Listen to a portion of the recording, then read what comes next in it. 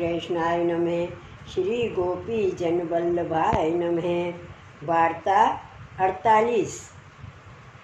अब श्री आचार्य जी महाप्रभु के सेवक रामदास चौहान रजपूत बुंदेलखंड के वासी इन तिनकी वार्ता को भाव कहते हैं। भाव प्रकाश। लीला में ये ललिता जी की सखी हैं, सो इनको नाम मधु एनी है। सो इनके मन में यह रहे जो मैं ललिता जी की नाई दो स्वरूपन को बीड़े आरूगाऊँ। तब श्री ठाकुर जी ने कही अब तिहारो मनोरथ कोई काल में पूर्ण होएगो। सो यह बात ललिता जी सुन के मधुएनी को साप दिए, जो तू बीड़ी आरोगावेगी छिपके तो मैं कहा करूँगी, जाओ भूमि में रहो, ऐसो गर्व कियो। सो संसार में अनेक जन्म भये। सो अब के बुंदेलखंड में एक राजपूत के घर जन्मे, तहाँ वर्ष 12 के भये। सो रामदास को पिता बुंदेलखंड में राजा को चाकर हतु। सो पिता ने कही एक दिन चलो राजा सो मिलाऊं। काहे ते राजा ते नित्य मिलत रहोगे तो तिहारी चाकरी हो जाएगी।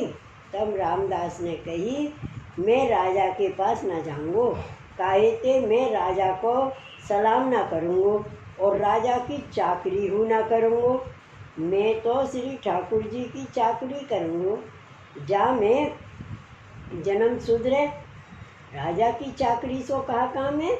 यह बात सुन के पिता ने कही जो तो को बैरागी मिलियो है का भरमायो है, राजा की चाकरी न करेगो तो खाएगो कहाँ ते। तब रामदास ने कही कहा सगरे जगत को पालन राजा करते, पालन तो श्री ठाकुर जी करते। तुम मूर्ख हो, ताते जानत हो जो हमारो पालन राजा करते। यह सुन के पिता मन में बहुत कुढ़ियो, परंतु एक बेटा प्यारो बहुत, ताते कछु बोलियो नहीं। घर में एक मनुष्य राख्यो जो यहाँ बैरागी आवन ना पावे। कोई बैरागी की संगत या रामदास को भई है, ताते ये ऐसा भयो है।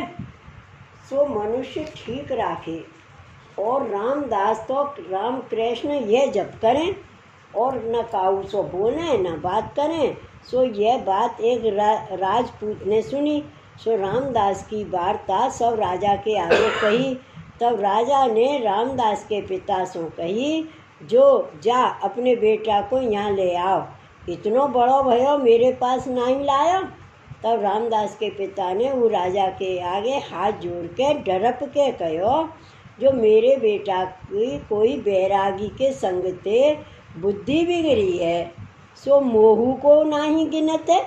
सो मैं मनुष्य रखवारी बैठारियो है जो कोई बैरागी सो मिलने ना पावे। सो कछु दिन में समझे तो मैं लाऊं, अब ही अज्ञान है। तब राजा ने कही समझाए के काल ही मेरे पास लाओ, नहीं तो मैं बा को बुलाए के बंदी खाने रखूँगो, तब कैसे भाजेगो। और हमने सुनी है जो मुँह को सलाम ना करेगा सो देखूं कैसे न करेगो। तब रामदास को पिता डरप के घर आए। रामदास को कहे जो अजहू कछु नाही बिगड़ो, राजा पास चल मिल आओ, नहीं तो राजा बंदी खाने देगो। तब रामदास ने कही तुम मुँह को कहाँ डर पावो, तो भाग्य में बंदी खानो और जो दुख लिखियो होएगो सो काहू पे टरेगो नहीं। मैं राजा पास आपते चल के ना जाऊँगो। तब पिता समझाए के हारियो, पर रामदास ने मानी नहीं। सो दूसरो दिन भयो। तब राजा ने रामदास के पिता सो कही तू बेटा को लायो नहीं, ताते यह तेरो दोष है, अब तू खबरदार रहियो तो सो समझूंगो। तब रामदास को पिता डरप के राजा सो कहो मेरे ऊपर रिस मत करो, घर में पुत्र है, बा को बुलाए के समझ लियो। मैं बहुत समझायो ऊ ना मानियो। तब राजा ने 10 मनुष्य बुलाए के कहो रामदास को ले आओ।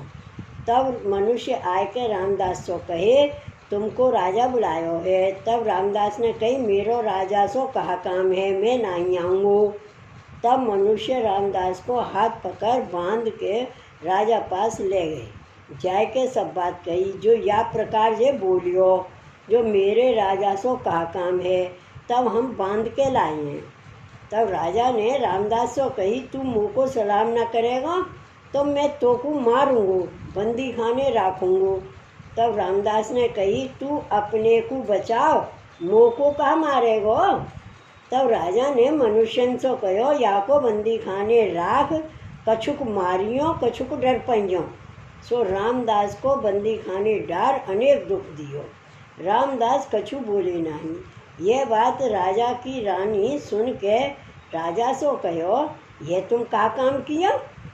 10-12 बरस को लड़का तुमको ना सलाम कियो तो कहा भयो, बाको इतनो दुख दीनो, सो आछो नाइए, कहा जानिए अब बाको फल कछु बुरो होनहार हो है, ताते अबहू वह बालक को छोड़ दो। या प्रकार रानी ने समझाया, परंतु राजा माने नहीं।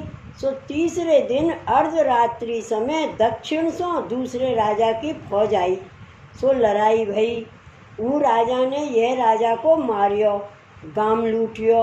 रामदास को पिता कहूँ भाग गयो, सगरे बंदी खाने ते छूटे। सो रामदास बुंदेलखंड ते चले, सो मथुरा आए। पाछे ब्रज सगरो देख बहुत प्रसन्न भई। तब बिचारे जो कहूँ मेरो पिता आए निक से तो मुँह को ले जाएगो, ताते गोवर्धन की कंदरा अप्सरा कुंड पर रहें, ताके भीतर सगरे दिन बैठते, भगवान नाम लेते। रात्रि होए तब ब्रजवासिन के घर सो मांग के जो मिले तामे निर्वाह करते। वार्ता प्रसंग 1। सो जब श्री आचार्य जी प्रथम ही श्रीनाथ जी को प्रकट किए, तब कच्चो छोटो सो मंदिर कर तापर छान छाए के श्रीनाथ जी को पाठ बैठारे। तब रामदास को श्री ठाकुर जी ने जताई, जो श्री आचार्य जी को सेवक तू होई, मेरी सेवा करियो। भाव प्रकाश काहे ते, जो लीला में तू मेरे पास मांगियो हतो, ललिता जी की सेवा मुझको मिले, सो मैंने कही हती, जो कोई काल में सिद्ध होगी। सो समय अब सिद्ध है, सो समय अब तेरो सेवा को आयो है। तब रामदास आए के श्री आचार्य जी को दंडवत किए। तब श्री आचार्य जी रामदास को निकट बुलाए, नाम निवेदन करवाए के कहे, तुम श्रीनाथ जी की सेवा करो। ब्रजवासिन के घर ते जो कछु दूध दही अन्न सामग्री आवे, सो श्री गोवर्धन नाथ जी को भोग धर तुम निर्वाह करियो।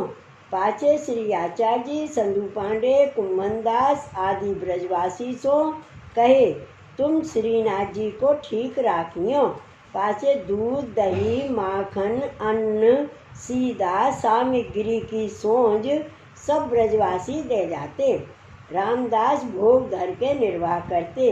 पाछे पूरनमल को श्रीनाथ जी ने मंदिर समरावे की जब आज्ञा दीनी, तब पूरनमल आए, मंदिर समरावन लागे। तब द्रव्य निगट गयो, फिर कमाई के आई, मंदिर समरायो। तब रामदास की देह छूटी, लीला में प्राप्त भये। भाव प्रकाश काहे ते, इनको मनोरथ एकांत सेवा को हतो, सो अकेले सेवा कर लीला में गए। शिवल्लभाधीश की जय। वार्ता प्रसंग 2। अब श्रीनाथ जी को मन वैभव बढ़ावन को भयो, सो नए मंदिर में विराजे। तब श्री आचार्य जी ने सदु पांडे से कहो, 10-5 ब्रजवासी सेवा लायक होए तो सेवा करें। तब संधु पांडे ने कही, महाराज ब्रजवासी 100 सेवा ना हो सकेगी, घर को काम है। तब श्री आचार्य जी राधा कुंड से बंगाली बुलाए रुद्र कुंड पर एक कुटी उनको कराए दीनी और श्रीनाथ जी की सेवा दीनी। पाछे कृष्णदास अधिकारी ने बंगाली निकास रामदास सांचौरा ब्राह्मण को मुखिया भीतरिया किए।